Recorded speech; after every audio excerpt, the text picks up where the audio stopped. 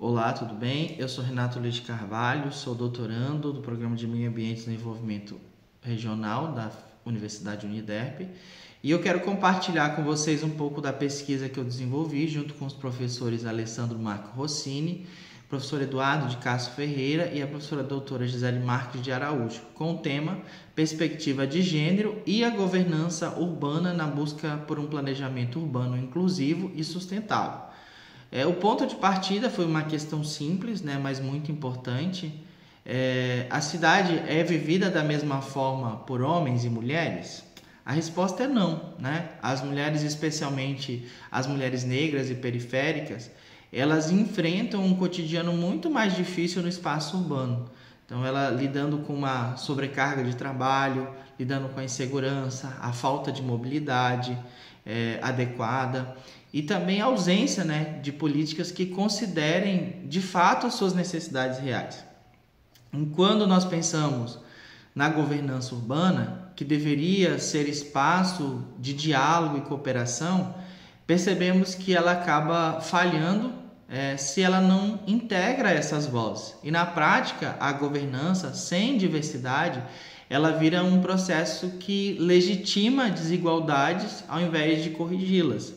Foi por isso que olhamos para o plano diretor, que foi aprovado em 2004 e segue o mesmo até os dias atuais.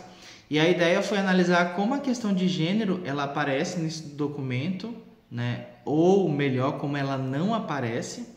E nós seguimos uma matriz de análise com 6 eixos principais, princípios e objetivos, diagnóstico urbano, habitação, mobilidade, participação social e instrumentos de planejamento.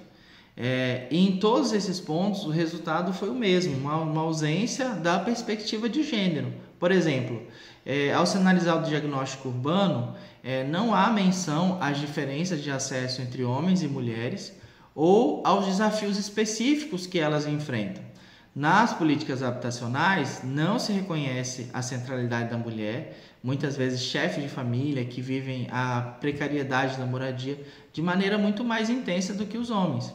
E na mobilidade urbana, não se considera que as mulheres elas têm trajetos diferentes dos homens, que mesmo muitas vezes por apresentar deslocamentos curtos, eles são múltiplos, e geralmente estão ligados à questão de cuidado.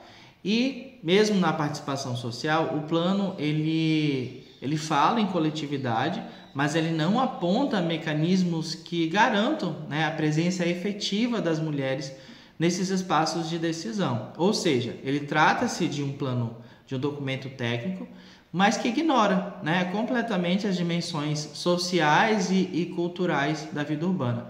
Isso é grave porque o plano diretor é a ferramenta que deveria assegurar o direito à cidade, como prevê o Estatuto das Cidades, e sem essa perspectiva ele deixa de cumprir a sua função inclusiva e democrática.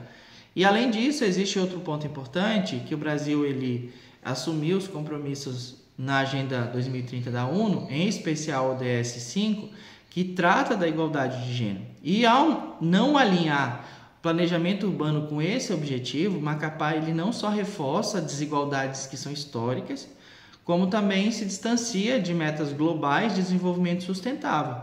Então, a nossa análise ela mostra que a omissão do gênero no planejamento, no plano diretor de Macapá, ela não é apenas uma falha técnica, mas sim uma decisão política. E uma decisão que perpetua exclusões, que invisibiliza a realidade cotidiana das mulheres na cidade. Por isso, o artigo defende que uma futura revisão do plano diretor de Macapá ela é necessária e obrigatória, e que deve integrar as perspectivas de gênero não como um adendo, mas como um princípio estruturante.